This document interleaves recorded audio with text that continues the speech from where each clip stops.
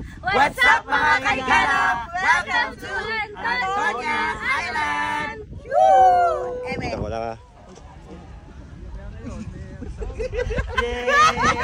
Welcome to Antonia Beach Resort. What's up mga kaigala? By the way, I'm Bridge Parpado, your kahigala vlog. Sa hindi nakakaalam, gumagawa ako ng travel, food trips, work life, and even in between contents. Kaya if bago ka lang dito, please paki-follow, like, and share naman para more related contents pa ang ibabahagi natin. Alam nyo ba, ang Antonia Beach Resort known for its powdered soft sand at crystal clear waters. Kaya ideal dito mag-unwind at snorkeling mga kaigala. According rin sa mga lokal ng Higantes na ang mga rock formation na nabuo dito ay may kawangis daw ni Lalay. Lay, ayaw lay, uutan man si Lalay o ang mga rock formation dito ay may crocodile tail lay. Pwede ka rin bumili dito at tulungan ang mga lokal sa kanilang mga binibenta kagaya ng sea urchin at palamigan kagaya ng halo-halo at mais con yelo. At kahigala, huwag niyong kalimutan mag-take ng group pictures o video dito dahil tunay na IG worthy talaga.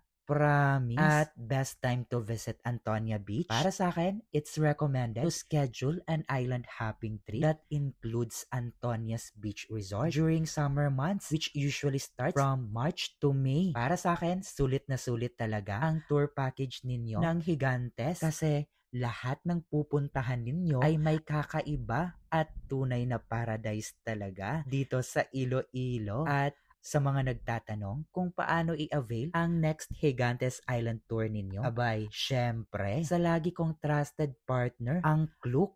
At huwag ninyong kalimutan gamitin ang aking Klook discount code, Kahigala Klook, para may 5% off discount ka na. At alam mong legit talaga, hindi ka pa maaabala dahil ang iba, mahaba ang pila. Pero wait, marami din namang nag-o-offer ng island tour. At marami yan sa social media, mga kaigala. Pero be smart and always check reviews para iwas maaberya. Alam nyo na yan. Ayaw natin ng ganyan. Lalong-lalo na sa galaan. Kaya kay Klook lang talaga ako nagtitiwala eh. Uy, hanggang sa susunod.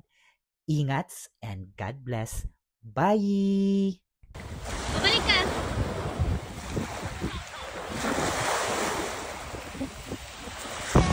What's up mga kahigala?